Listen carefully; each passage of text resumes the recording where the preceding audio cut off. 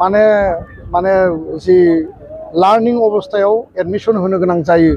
automatically बे private स्कुलाव जोंनि गथ' गथायफ्रा कन्टिनिउआसलि क्लास 1 2 3 खौबो कन्टिनिउ खालामो आरो बेखौ नोंनि न' गामिनि स्कुलाव बा न' खाथिनि स्कुलाव सरकारि स्कुलाव लाबोफिननाय जाया दा बेखायनो जुदि अंगनबादि जि मडेल अंगनबादि सेन्टार गायसननायनि मोनसे सरकारा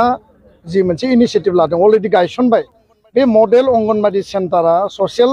वेलफेयार डिपार्टमेन्टआ सालायो बे ससियेल वेलफेयार डिपार्टमेन्ट सालायनाय अंगनबादि सेन्टारखौ जुदि एडुकेशन डिपार्टमेन्टजों मार्ज आप खालामनानै सोलोंथाइ बिफाना बेखौ जुदि कमप्लिटलि सालायोब्ला उननि समाव बेयाव प्रि नार्सारि बा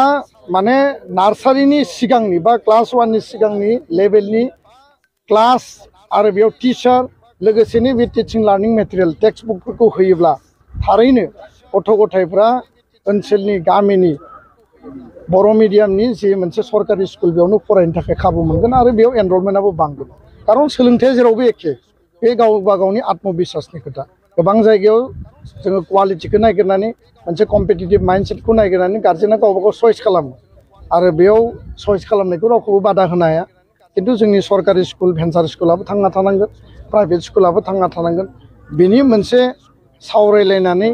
उननि समाव हारियाव जाहाथे कुनु स्कुलानो थैनो गोनां जाया आरो स्कुल थैनायनि थाखाय मार्च खालामनायनि जि पलिसि 11,000 स्कुला थैबाय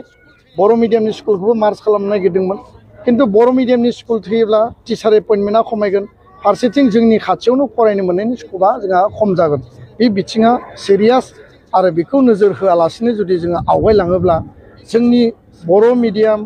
बा जोंनि सरकारि स्कुल भेन्सार स्कुल जे जोंनि गामियाव न'खरावनो दङ बिनि भबिष्यतआ खिन्थु बारा मोजां नङा आरो बे बिथिंखौ लानानै गोबां मानसिया सिरियास नङा खोथायावल' बुङो खिन्थु खामानियाव गोबाङा सिरियास नङा आरो